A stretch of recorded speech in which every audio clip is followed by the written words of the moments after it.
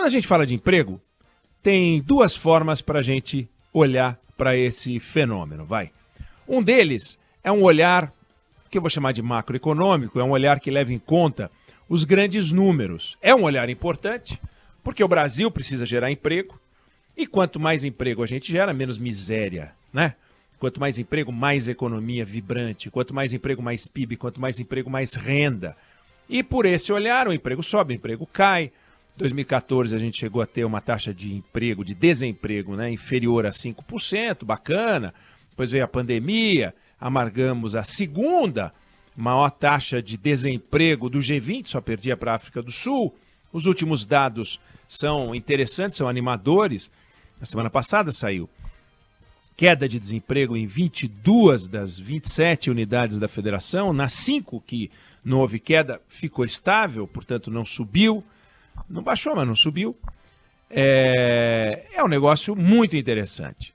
É importante olhar os números, é realmente importantíssimo, porque você tem a possibilidade, e nós estamos vendo os números acontecerem, da gente retomar a economia um pouco mais rápido e com os desafios próprios do que está acontecendo hoje em dia no emprego. Antes, você gerava muito emprego com algum crescimento. Agora você precisa de muito crescimento para gerar algum emprego.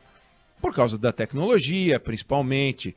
Você tem as empresas hoje desenvolvendo mecanismos, métodos de trabalho que exigem aumento de produtividade, portanto, entre outras coisas, menos emprego. Então você vê isso na construção civil, você vê isso no agronegócio, você vê isso no comércio, na indústria, no setor bancário. Você consegue fazer mais produção com menos emprego. Então tem que crescer muito mais para gerar o mesmo tanto de emprego que antes a gente podia gerar crescendo menos. Isso interfere muito, torna o desafio do país mais difícil e tal. Esse é um olhar, é o olhar macroeconômico, é o olhar dos grandes números. Mas tem um outro olhar do emprego, que é aquele para o qual eu queria chamar a atenção agora, que é o olhar do emprego dentro de casa, a nossa vida e o emprego, né? Como é que está a minha vida profissional? Como é que está a sua vida profissional? Como é que está a sua realidade, né? O Brasil já teve mais emprego, menos emprego, como eu falei, mas às vezes a empresa, você tem uma taxa de desemprego que está diminuindo, mas dentro da sua casa você tem a realidade do desemprego. E aí não faz muita diferença se o número geral do Brasil está melhor ou pior, né? E o que acaba acontecendo é que existe um fenômeno novo que os dados do IBGE não captam com a mesma precisão que captam outros dados, que é o seguinte, saiu até uma pesquisa agora, metade das pessoas está fazendo bico, porque a renda, e o IBGE captou, a renda caiu. Então, se a renda das pessoas caiu, tem mais emprego e elas estão ganhando um pouco menos, elas têm que complementar, fazendo bico e fazendo cortes, né? Os cortes a gente sabe, os ajustes, trocando uma proteína por outra proteína mais barata, trocando a qualidade dos alimentos, a gente vê isso acontecer, isso é lamentável. Mas a gente vê também as pessoas buscando um bico. E tem, quase 50% das pessoas fazendo bico. É muita gente. Pegando a massa de pessoas que trabalham, são 70 milhões de pessoas fazendo bico. É uma coisa realmente impressionante. Esse é um dado. Mas existem outros dados que pedem um estudo mais aprofundado e que mexem na lógica de funcionamento da tradição do país. O Brasil se acostumou durante muito tempo aos filhos ganharem mais do que os pais. Mas durante muito tempo. Seja porque melhorava a educação e daí a renda, seja porque melhorava só a renda, as gerações ganhavam mais do que as gerações anteriores. E isso era uma coisa muito interessante. O nome disso é mobilidade, o nome disso é ascensão social. Então, era o avô que ganhava menos do que o pai e que o filho ganhando mais do que o pai. Bacana isso, bom, positivo. Isso já não está acontecendo como acontecia antes. Então, a renda dos filhos, que era sempre é um exagero, mas costumeiramente maior do que a dos pais, não está acontecendo.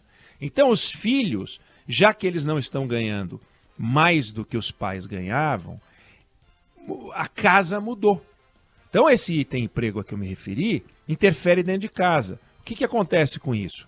O filho fica mais tempo dentro de casa. Não só porque é cômodo, mas muitas vezes porque é necessário. Outra coisa que muda, a idade do casamento. Se a renda não sobe muito, as pessoas acabam, não só por esse motivo, também casando mais tarde. Também muda a decisão de ter filhos, que acontece mais tarde. E também muda a quantidade de filhos. As pessoas passam a ter menos filhos. Então, a renda, ela é decisiva, não é o único motor, É evidente que quando a mulher vai para o mercado de trabalho, isso faz muito tempo que a mulher foi para o mercado de trabalho, o número de filhos começou a cair. Não dá para ser diferente. Mas o fator renda interfere em tudo isso. Então, você tem um redesenho do formato familiar e não só os números grandes do mais emprego, menos emprego. As casas, os arranjos familiares foram modificados. É muito curioso a gente ver que, por causa da renda, a pessoa fica mais tempo em casa, casa mais tarde, tem filho mais tarde e tem menos filho e ganha menos do que os pais. Olha que mudança. Então, a gente tem que olhar para isso e ver, a decisão de ter filhos, casar, a idade que vai casar, a quantidade de filhos e tal, tem que ser uma decisão, claro, individual. Cada um decide se quer casar, se não quer casar, se quer ter filho, se não quer ter filho, quantos filhos, tal. Se quer ficar com os pais mais tempo ou não. Mas quando você tem um fator externo, que é o emprego e a renda, te pressionando a fazer isso, você tem um motor que não é um motor da sua vontade, do seu desejo, de uma mudança cultural que vem de dentro, das transformações, do acesso à informação. Não. É uma sociedade espremida por uma renda menor.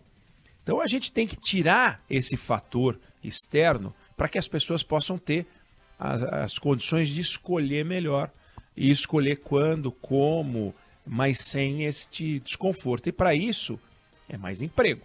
E para isso é mais renda.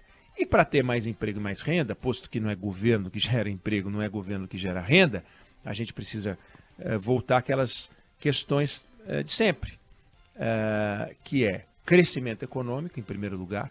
Crescimento econômico, um crescimento vigoroso, gera mais emprego, mais oportunidade, mais renda, e as pessoas podem financiar o seu apartamento, porque os juros caem, o cenário muda, né? Ativas a construção, mais educação de qualidade, ou seja, uma pessoa que hoje termina o ensino médio sabendo muito pouco daquilo que deveria saber, obviamente é uma pessoa que não está preparada para o mercado de trabalho cada vez mais competitivo e gerando cada vez menos emprego. Então, você imagina uma massa de pessoas indo para a escola e não se educando, a empresa selecionando, fica mais gente fora desse mercado. E, por último, uma legislação ainda mais flexível para a contratação. Ao contrário do que a gente ouviu no início da campanha, a ideia de precisamos rever a revisão